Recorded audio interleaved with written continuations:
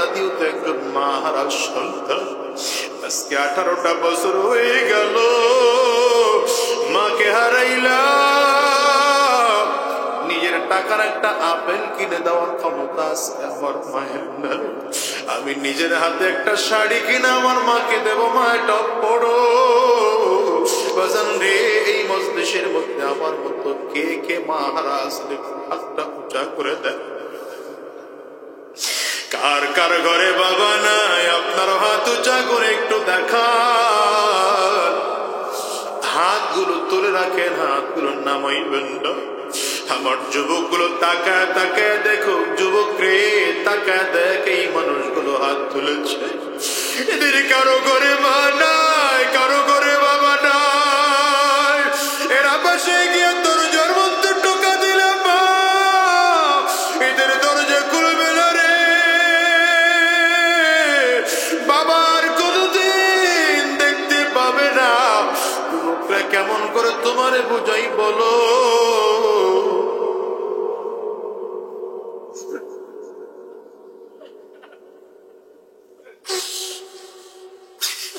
মানুষ জানো মা নাই বাবা নাই। আর এমন একটা দিন আসবে যেদিন তোমাকে আমাকে জমিন থেকে বিদায় হওয়া লাগবে। সাবধান করে অনুরোধ করে যাই রে বাজান, এই মাহফিল থেকে ওয়াদা করে বিদায় হও। হারাম রাস্তায় আর কদম বাড়াবো না, শয়তানি রাস্তায় আর কদম বাড়াবো না। সব মানুষ জমিন ছেড়ে চলে গেল, তোমাকে আমাকেও জমিন ছেড়ে বিদায় হওয়া লাগবে। ওই কবর কিন্তু বড় ভয়ঙ্কর। কবর বারবার করে ডাক দেয়, আনা বাইতুল যুলমা, আনা বাইতুল ওয়াহদা, আনা বাইতুত তুরাব। আমি বড় একাকীর ঘর, আমি বড় অন্ধকার ঘর।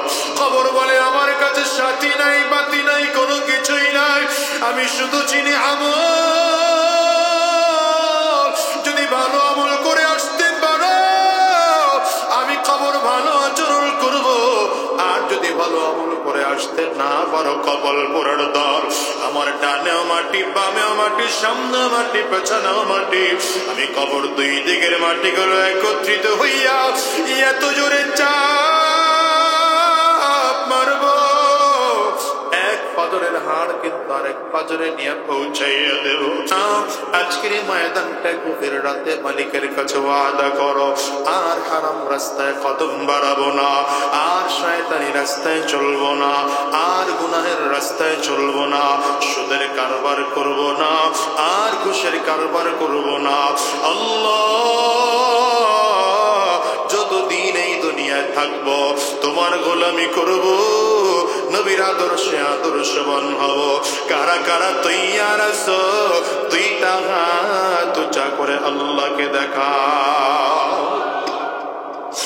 আওয়াজ দিয়ে চিল্লাইয়া জোরে ডাকতাম আল্লাহ। চোখে যদি পানি না আসে, কান্নার বান ধরে ডাকো, আর চিৎকার করে আমার মালিক রে ডাকতাম আল্লাহ। জোরে ডাকো, জোরে ডাকো, জোরে ডাকো। চোখের পানি ফালা মালিকের ডাকো। ডানে আর বামে তাকায় দেখো কার চোখে পানি। ওই মানুষটার দিকে তাকাইয়া নিজের নিজের ধিক্কার মারো, আর চোখের পানি ফেলে কান্না করো। আমার মালিকের ডাকো ডাকো আল্লাহ, জোরে ডাকো আল্লাহ। দয়ার মালিক,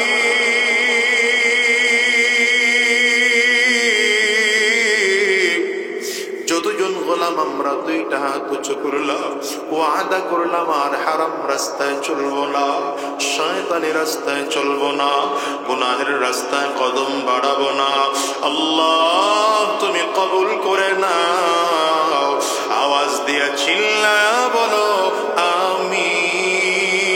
ওয়ালাউ আন্না আহলাল কুরা আমানু ওয়াত্তাকাউ লাফাতাহনা আলাইহিম বারাকাতিন মিনাস সামাই ওয়াল আরদ। আল্লাহ বলেন, আমার কোন এলাকার, কোন গ্রামের, কোন এলাকার মানুষ যদি দুই গুণে গুণান্বিত হয়, এক নম্বর যদি ঈমান আনে, দ্বিতীয় নম্বর যদি তাকওয়া গ্রহণ করে, আমি আল্লাহ তাআলা আসমান জমিনের সব বরকতের দরজাগুলো খুলে দেব।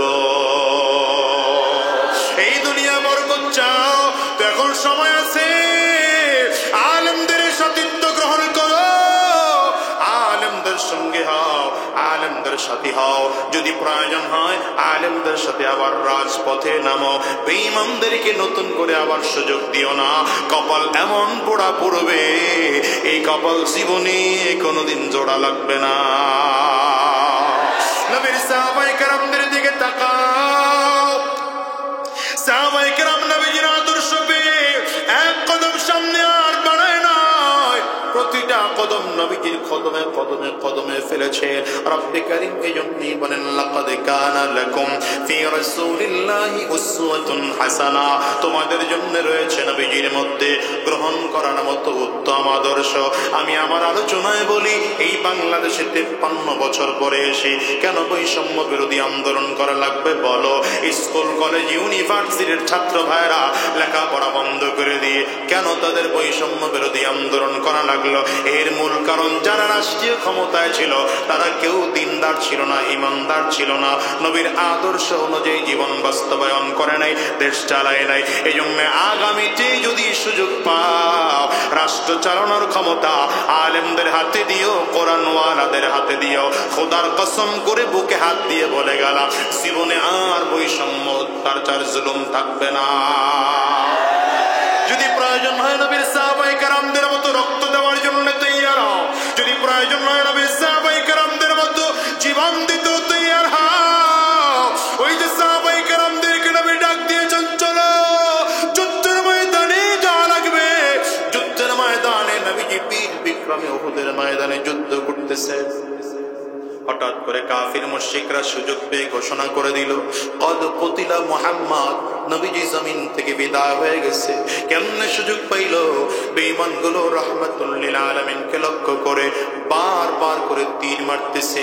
তীরের এত জোরে আঘাত, তীরের আঘাতের কারণে মাথার লোহার টুপিটা নবীজির ভেঙে যায়, লোহার টুকরা মাথার কোলের মধ্যে ঢুকে যায়। বেঈমানগুলো তাকায় তাকায় দেখে নবীজির শরীর থেকে টপ টপ করে রক্তগুলো ঝরে ঝরে পড়তেছে। আমার নবী চেহারার মধ্যে হাত দিলেন, আর হাতটা সামনে এনে তাকিয়ে দেখলেন পুরো হাত রক্তে ভিজে গেল। নবীজি তাকিয়ে বলেন, কাইফা ইউফলিহু কওমুন দাম্মা ওয়াজহা নাবিয়িল্লাহ, আরে ওই জাতি কেমন করে সফল কাম হবে যেই জাতি নবীজির চেহারা থেকে রক্ত ঝরায়। আমার আল্লাহ তাআলা ডাকবে, হাবিব আপনার কি বড় কষ্ট হয়?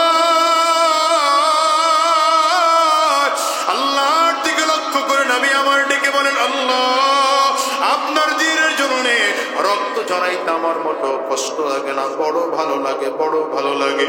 কিন্তু আফসোস করি কাফিররা কেমন করে নবীজির চেহারা থেকে রক্ত ঝরাইল। আমার আল্লাহ ডেকে বলেন, হাবিব আপনার চেহারা থেকে রক্ত কেন ঝরাইলাম জানেন নাকি? রক্ত কেন ঝরাইলাম? আপনার চেহারা থেকে রক্ত এই জন্য ঝরিয়েছি, আমি উহুদের ময়দানটা কিয়ামত পর্যন্ত মুসলমানদের জন্য রেজিস্ট্রি করে দিতে চাই। এই জন্য আপনি নবীর চেহারা থেকে আমি আল্লাহ রক্ত ঝরাইলাম। রহমাতুল লিল আলামিনের রক্ত পড়ে পড়ে বেহুশ হয়ে জমিনের মধ্যে পড়ে গেলেন। ওদিকে পাথরের আঘাত লেগে দাঁত দুটো ভেঙে নবীজির জমিনের মধ্যে পড়ে যায়। মুখের থেকে রক্ত বের হয়, আমার মাথার থেকে রক্ত বের হয়।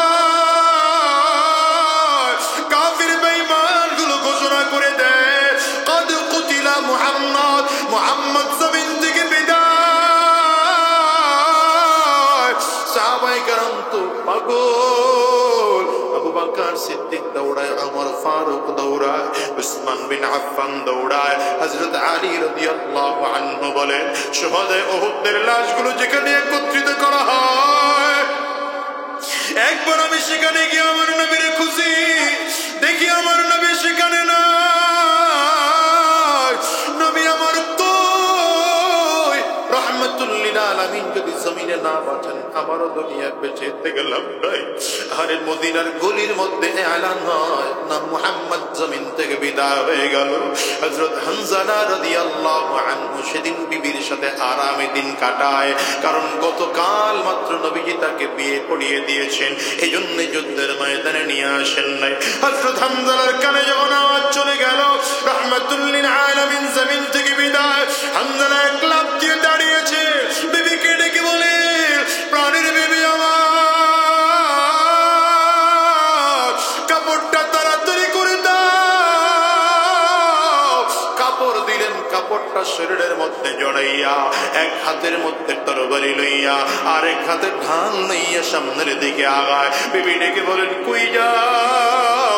বলে, আমারে বাধা দিও না, শুনেছি উহুদের ময়দানে নবী না, নবী যদি জমিনে না থাকে আমিও জমিন থেকে বিদায় হয়ে যাব। ওরে দুনিয়ার মুসলমানেরা, সাহাবায়ে কেরাম তো আমার নবীকে এত মহব্বত করতেন, এত ভালোবাসতেন, নিজের জীবনের চেয়ে পর্যন্ত সাহাবায়ে কেরাম নবীকে বেশি ভালোবাসতেন। আর রাহমাতুল লিল আলামিন যেদিন জমিন থেকে বিদায় হয়ে গেলেন, হিসাব করে দেখে ফজর নামাজের ইমামতি করার জন্য আবু বকর সিদ্দিক দাঁড়িয়েছে।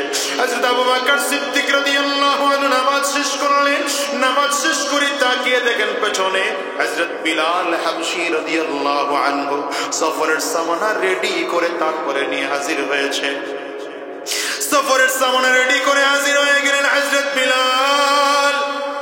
আবু বকর সিদ্দিক ডেকে বলেন, বিলাল কই যাও? হযরত বিলাল ডেকে বলেন, আবু বকর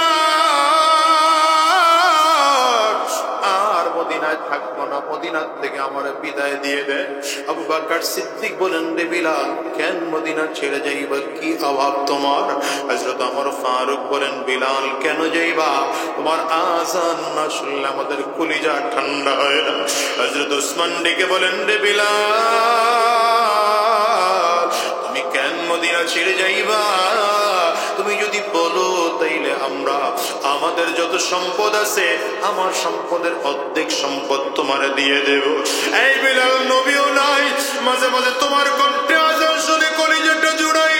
এখন যদি তুমিও বিদায় হয়ে যাও, নবীর বিয়োগ বেদনা সহ্য করা যায়? ও বিলাল রে, আমরা সহ্য করতে পারবো না। আবু বকর সিদ্দিক বলেন, রে বিলাল তুমি যদি বলো বাইতুল মাল থেকে আলাদা করে বেতন ধারণ করে দেওয়া হবে, ধার্য করে দেওয়া হবে, তোমার যখন লাগবে বাইতুল মাল থেকে নিয়ে সম্পদ খরচ করতে পারবো। হযরত বিলাল বলেন, আরে ভাই না, সম্পদের জন্য আমি জমিন থেকে যাই না, সম্পদের জন্য মদিনা থেকে বিদায় নেই না। আমি বিদায় নেই কেন জানো? এতদিন আমার নবী জমিনের মধ্যে ছিলেন, আমি বিলাল আমার নবীর দিকে তাকায় তাকায় চলতাম। আমি বিলাল আযান দিতাম, নবীজি নামাজের ইমামতের মুসাল্লায় দাঁড়িয়ে নামাজ আদায় করাইতে। আমার নবী এখন নাই, আমি কারে আযান শোনাবো? আমি বিলাল আযান দিলে আর নবী ইমামতি করবে না। আমি বিলাল প্রতিদিন আমার নবীর সামনে সামনে চলতাম, রাস্তা থেকে কাঁটা সরায় দিতাম, পাহাড় থেকে পাথরগুলো সরিয়ে আবার নবীর জন্য রাস্তা তৈয়ার করে দিতাম। আজকে আমার নবীও নাই, কার জন্য মদিনার গলিতে গলিতে চলবো? আমি আর সহ্য করতে পারি না। সাহাবায়ে কেরাম বলেন, রে বিলাল তুমি একাই কি নবীরে ভালোবাসো, আমরা কি নবীরে ভালোবাসি না? হযরত বিলাল বলেন, তোমরাও ভালোবাসো, আমিও নবীরে ভালোবাসি, তবে তোমরা হয়তো নবীর কবর দেখলে সহ্য করতে পারো। আমি যখন আমার নবীর রওজাটার দিকে তাকাই, আমার কলিজাটা ছিঁড়ে যায়, সইতে পারি না। আমার অনুমতি দাও, আমি মদিনায় থাকবো না, চলে যাব মদিনা ছেড়ে। হযরত বিলাল শেষ পর্যন্ত মদিনা ছেড়ে দামেস্কে চলে গেলেন। লম্বা কথা 6 মাস হয়ে গেল হযরত বিলাল মদিনায় আর আসে না। হঠাৎ করে বিলাল স্বপ্ন দেখে নবী আমার ডাক দেয়, রে বিলাল তোর কি আমি নবীর রওজার পাশে দাঁড়াইতে মনটা চায় না? আবু বকর আমার পাশে দাঁড়ায়, ওমর দাঁড়ায়, ওসমান আলী দাঁড়ায়, তোর কি আমি নবীর পাশে দাঁড়াইতে মনে চায় না। ও দুনিয়ার মুসলমানেরা, হযরত বিলাল ঘুম থেকে উঠে পাগলের মতো করে মদিনার দিকে দৌড়ায়। মদিনার গলি দিয়া দিয়া দিয়া হাঁটতেছে। মদিনার বাচ্চাগুলো হযরত বিলালকে দেখার পর মায়ের কাছে গিয়া খবর দেয়, মাগো মনে হয় নবীজি মদিনায় চলে আসছে। মারা ডেকে বলে, কেন রে বাবা? বলে, দেখেছি হযরত বিলাল মদিনার গলিতে গলিতে। নবী চলে যাওয়ার পরে তো বিলালও চলে গিয়েছিল। আজকে ফিরে এসে দেখছি বিলাল হাজির। মনে হয় আমার নবী আবার মদিনায় ফিরে আসছে।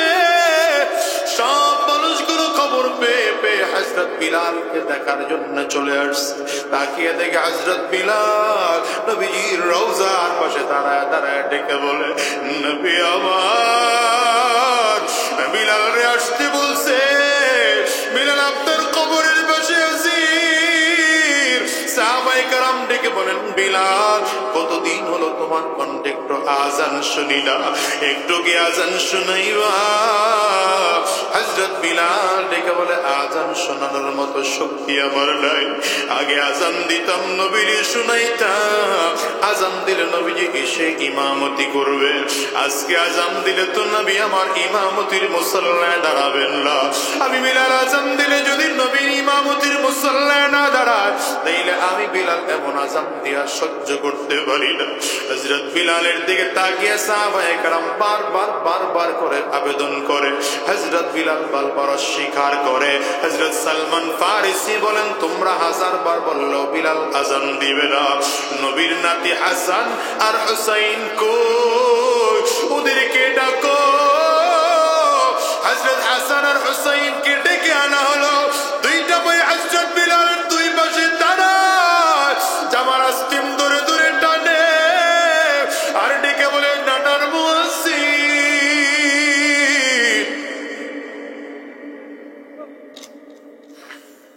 কতদিন হয়ে গেল তোমার কণ্ঠে আজান শুনি না, একটু আজান দিয়ে কি শুনাইবা?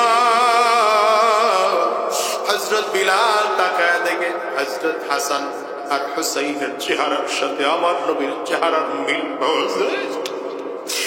দুই ভাইয়ের কণ্ঠের সাথে আমার নবীর কণ্ঠের মিল খুঁজে পাওয়া যায়।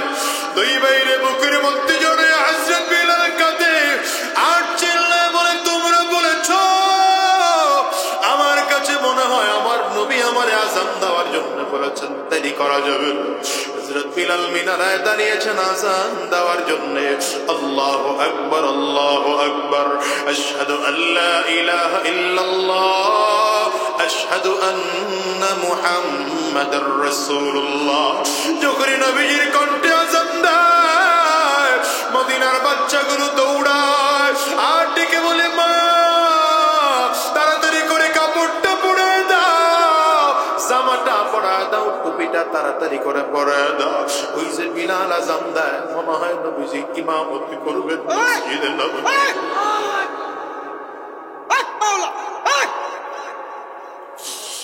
আগে বিলাল আজান দিলে তো নবীজি ইমামতি করত। আজকে বিলাল আজান দেয়, মানুষগুলো সব মদিনার দিকে দৌড়ায়। হঠাৎ করে হযরত বিলাল আজানের শব্দ উচ্চারণ করেন, আশহাদু আন্না মুহাম্মাদার রাসূলুল্লাহ। আজানের শব্দ উচ্চারণ করে আহারে হঠাৎ করে চিৎকার করে বেহুশ হয়ে জমিনে পড়ে যায়। লোকজন চলে আসছে, বিলাল কেন রে তুমি বেহুশ হয়ে গেল? হযরত বিলালের হুঁশ ফিরে আসে না। অনেকক্ষণ পরে হুঁশ ফিরে আসলো। হযরত বিলাল কান্না করে আর বলে, ভাই আমারে আজান দিতে বইল না, আগে আজান দিলে তো আমার নবী ইমামতি করত, এখন আমি আজান দিলে আমার নবীজি ইমামতি করবে না। এই চিন্তা করে আমি বিলাল বেহুশ হয়ে গেলাম। পরে দুনিয়ার মুসলমান বলে যাই, রে শোনো, আজ হোক কাল হোক তোমাকে আমাকে জমিন থেকে বিদায় নাও লাগবে। কলিজায় কি নবীর মুহাব্বত কলিজায় ঢুকাইছ? নবীর আদর্শের মুহাব্বত কি কলিজার মধ্যে ঢুকাইছ? এ বাজান, দুনিয়ায় কয়দিন বাঁচবা বলো? আজ এই দুনিয়া আছে, আগামীকালকে বাঁচব বাঁচবো এমন কোনো গ্যারান্টি নাই, বরঞ্চ দুনিয়া আসার সিরিয়াল আছে বাজার, যাওয়ার কিন্তু কোনো সিরিয়াল নাই। আমি তো প্রায় বলি এই দুনিয়া আগে দাদা আসে, তারপরে বাবা, তারপরে সন্তান। যাওয়ার সময় এমন হয় দাদা দুনিয়া থাকে, নাতি জমিন থেকে বিদায় হয়, বাবা দুনিয়া থাকে, সন্তান জমিন থেকে বিদায় হয়। এ বাজান, তোমার আমার ক্ষেত্রে এমন হতে পারে কি পারে না? একটু আওয়াজ করে বলো।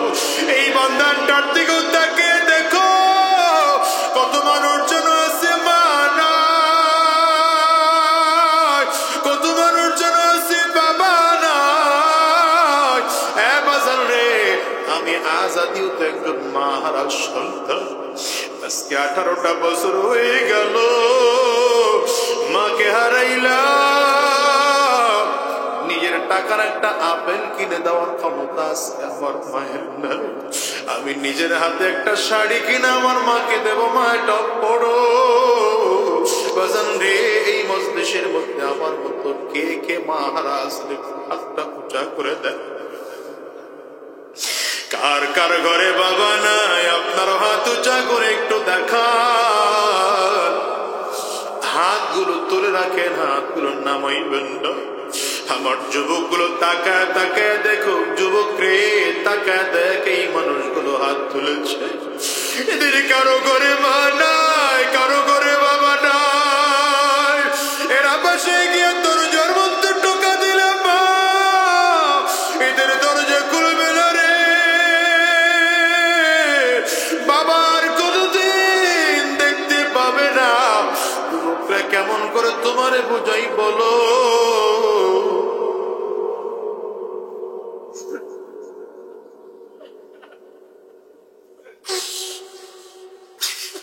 মানুষ জানো মা নাই, বাবা নাই।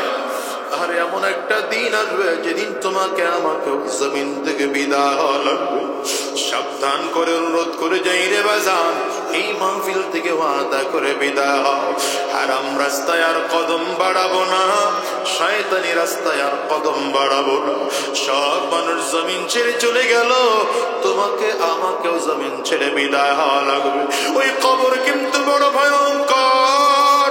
কবর বারবার করে ডাক দেয়, আনা বাইতুল যুলমা, আনা বাইতুল ওয়াহদা, আনা বাইতুত তুরাব। আমি বড় একাকীর ঘর, আমি বড় অন্ধকার ঘর। কবর বলে আমার কাছে সাথী নাই, বাতি নাই, কোনো কিছুই নাই। আমি শুধু চিনি আমল। যদি ভালো আমল করে আসতে পারো, আমি কবর ভালো আচরণ করব। আর যদি ভালো আমল করে আসতে না পারো, কবর পোড়ার দর। আমার ডানেও মাটি, বামেও মাটি, সামনে মাটি, পেছনেও মাটি। আমি কবর দুই দিকের মাটিগুলো একত্রিত হইয়া এত জোরে চাপ মারব, এক পাজরের হাড় কিন্তু আরেক পাজরে নিয়ে পৌঁছাইয়া দেব। আজকের এই ময়দানটা গভীর রাতে মালিকের কাছে ওয়াদা করো, আর হারাম রাস্তায় কদম বাড়াবো না, আর শয়তানি রাস্তায় চলবো না, আর গুনাহের রাস্তায় চলবো না, সুদের কারবার করব না, আর ঘুষের কারবার করব না। আল্লাহ, যতদিন এই দুনিয়ায় থাকবো তোমার গোলামি করব, নবীর আদর্শে আদর্শবান হব। কারা কারা তৈয়ার আছো? দুইটা হাত উঁচা করে আল্লাহকে দেখা, আওয়াজ দিয়ে চিল্লাইয়া জোরে ডাকতাম আল্লাহ। চোখে যদি পানি না আসে, কান্নার বান ধরে ডাকো, আর চিৎকার করে আমার মালিক রে ডাকতাম আল্লাহ। জোরে ডাকো, জোরে ডাকো, জোরে ডাকো। চোখের পানি ফালা মালিকের ডাকো। ডানে আর বামে তাকায় দেখো কার চোখে পানি। ওই মানুষটার দিকে তাকাইয়া নিজের নিজের ধিক্কার মারো, আর চোখের পানি ফেলে কান্না করো। আমার মালিকের ডাকো, ডাকো আল্লাহ, জোরে ডাকো আল্লাহ। দয়ার মালিক,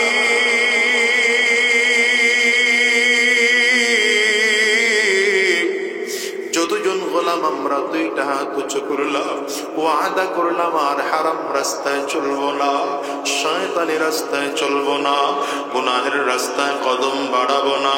আল্লাহ তুমি কবুল করে নাও। আওয়াজ দিয়ে চিল্লায়া বলো আমিন। রব্বে কারীম বলেন, তোমাদের জন্য রয়েছে নবীজির মধ্যে গ্রহণ করার মতো উত্তম আদর্শ। আল্লাহ যদি বলেন তোমাদের জন্য রয়েছে, তাহলে কাদের জন্য? আমাদের জন্য। মুখ বন্ধ করে না, বলেন কাদের জন্য? আরো জোরে বলেন কাদের জন্য? আমাদের জন্য। রাসূলুল্লাহ সাল্লাল্লাহু আলাইহি ওয়াসাল্লামের আদর্শ আমাদের জন্য অনুসরণীয়, অনুকরণীয়। দেখবেন দুনিয়ার যত নেতা আছে, সব নেতার চরিত্রে কিছু না কিছু ঝামেলা আছে। কি আছে না নাই? কথা বল না। আর বর্তমানে যেই নেতা আছে, এই নেতাদের চরিত্রে তো এদের চরিত্র নাই বললেই চলে। চরিত্র থাকলে কি ব্যাংকের থেকে টাকা চুরি করতে করতে এমন চুরি করেছে যে ব্যাংকের লেনদেন বন্ধ হয়ে গেছে। চরিত্র ভালো থাকলে এটা হতো? চরিত্র যে নষ্ট, এটা বোঝা যায়, এজন্য এই অবস্থা। যদিও 17-16 বছর ক্ষমতায় টিকে ছিল, কিন্তু দেখা গেল ছাত্র জনরসে পড়ে জমিন থেকে হেঁটে যাওয়ার সুযোগ হয় নাই। ঠিক না? মানে চরিত্র ভালো হলে কি এগুলো হয় নাকি? চরিত্র ভালো না। পৃথিবীতে সব থেকে শ্রেষ্ঠ চরিত্রের অধিকারী ছিলেন আমার আপনার নবী সরওয়ারে দো আলম আহমদ মুজতবা মুহাম্মদ মুস্তাফা।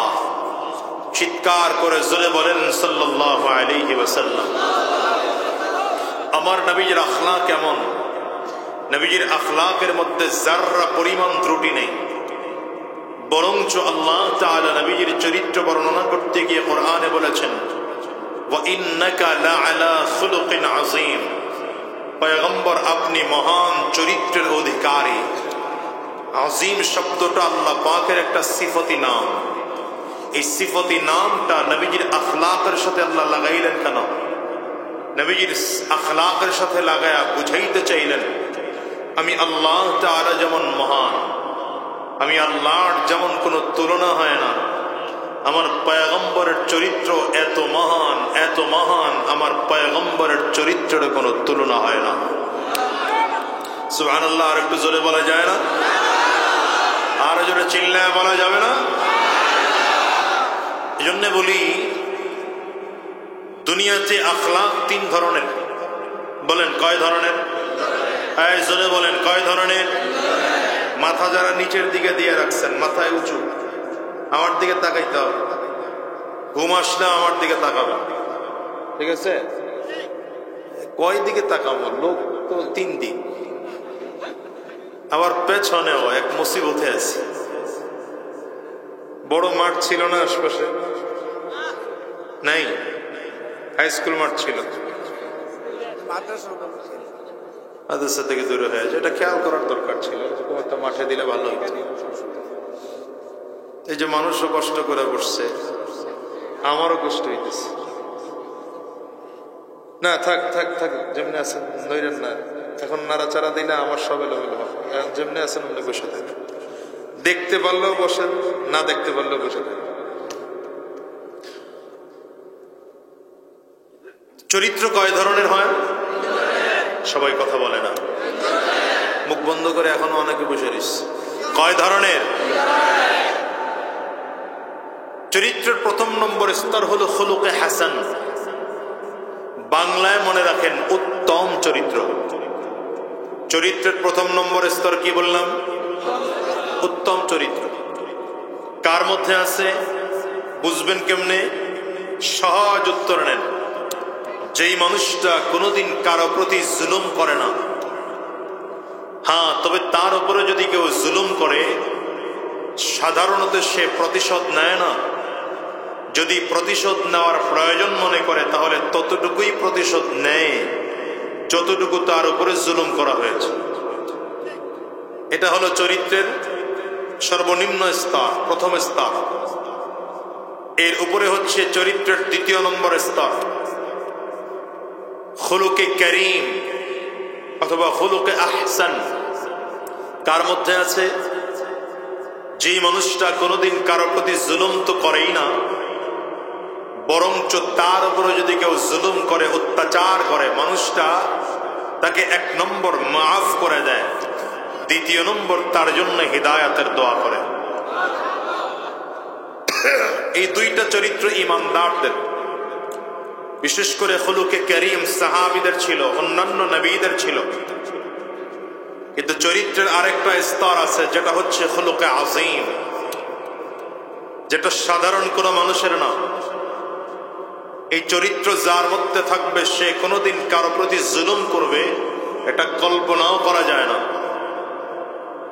বরঞ্চ 2 নম্বর, যদি তার প্রতি কেউ জুলুম করে তো মজলুম হয়ে জালিমকে 1 নম্বর মাফ করে দেবে। 2 নম্বর, মজলুম হয়ে জালিমের হিদায়াতের জন্য দোয়া করবে। 3 নম্বর, মজলুম হয়ে জালিমের জন্য উল্টো সহানুভূতি দেখাবে। 4 নম্বর, শক্তি থাকার পরেও প্রতিশোধ নেবে না। বুঝেন নাই? কয়টা গেল? কারো প্রতি জুলুম করবে এটা তো কল্পনাই হয় না, বরঞ্চ তার প্রতি যদি কেউ জুলুম করে, 1 নম্বর মজলুম হয়ে জালিমকে মাফ করে দেবে। 2 নম্বর, মজলুম হয়ে জালিমের হিদায়াতের জন্য দোয়া করবে। 3 নম্বর, মজলুম হয়ে জালিমের উল্টা সহানুভূতি দেখাবে। 4 নম্বর, প্রতিশোধ নেওয়ার শক্তি থাকার পরেও প্রতিশোধ নিবে না। এই আখলাক, এই চরিত্র একমাত্র আমার নবীর ছিল। কার ছিল বলেন? হ্যাঁ, আওয়াজ করে জোরে বলেন। এই আখলাক একমাত্র আমার নবীর ছিল। যেমন ইহুদির বাড়িতে নবীজি কাজ করতেছেন, রাহমাতুল লিল আলামিনের সাথে ইহুদির চুক্তি হয়েছে। কি চুক্তি হলো? বালতির মধ্যে রশি বেঁধে কুয়া থেকে পানি উঠাতে হবে।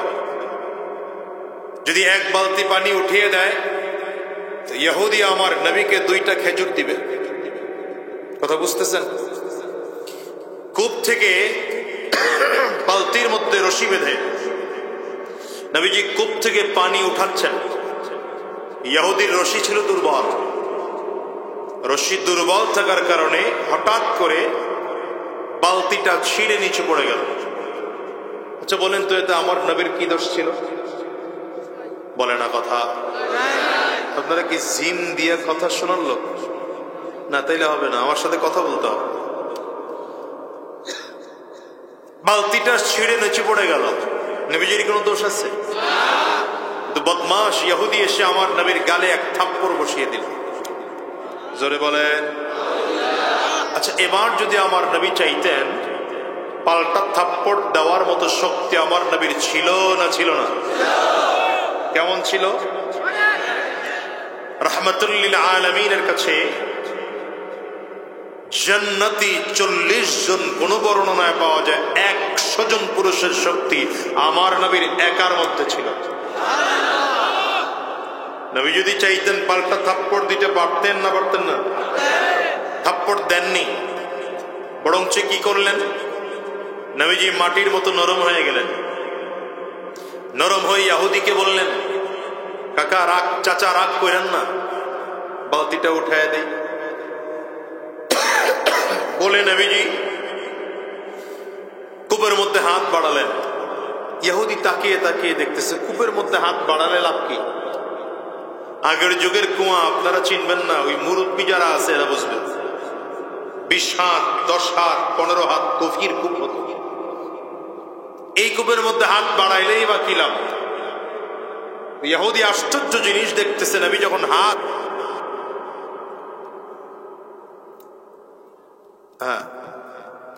ইহুদি আশ্চর্য জিনিস দেখতেছে, নবীজি যখন হাত দিলেন কূপের মধ্যে, হাত ধীরে ধীরে লম্বা হচ্ছে। আর একটু জোরে বলা যায় না? আরে আওয়াজ দিয়ে জোরে বলেন না। হাত লম্বা হতে হতে হতে হতে একদম বালতি পর্যন্ত পৌঁছে গেল। নবীজি বালতি সহ, রশি সহ, পানি সহ সব উঠাইয়া ইহুদির হাতে ধরলেন। আল্লাহু আকবার। আচ্ছা, এতটুকু হলেই তো শেষ ছিল না, বরঞ্চ রাহমাতুল লিল আলামিন ইহুদির হাত ধরলেন। দেন হাত দেন।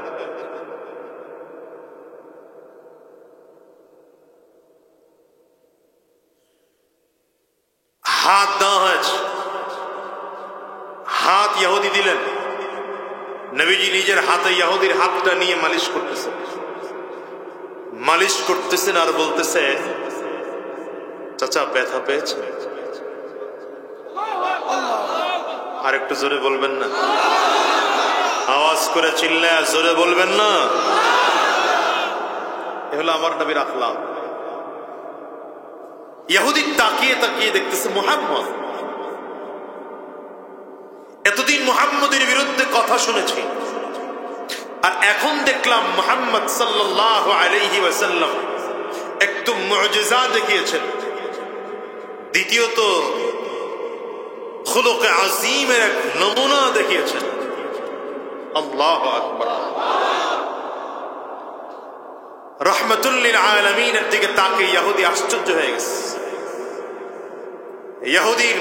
ইহুদি নবীজির পায়ে পড়ে গেছে, হাত বাড়িয়ে দিয়েছেন মুহাম্মদ। আর দেরি করতে চাই না, কালিমা পড়িয়ে দেন, মুসলমান হয়ে যাব। আওয়াজ দিয়ে আরো জোরে চিৎকার করে বলেন না সুবহানাল্লাহ। এটা হলো আমার নবীর আখলাক, এটা হলো আমার নবীর আখলাক।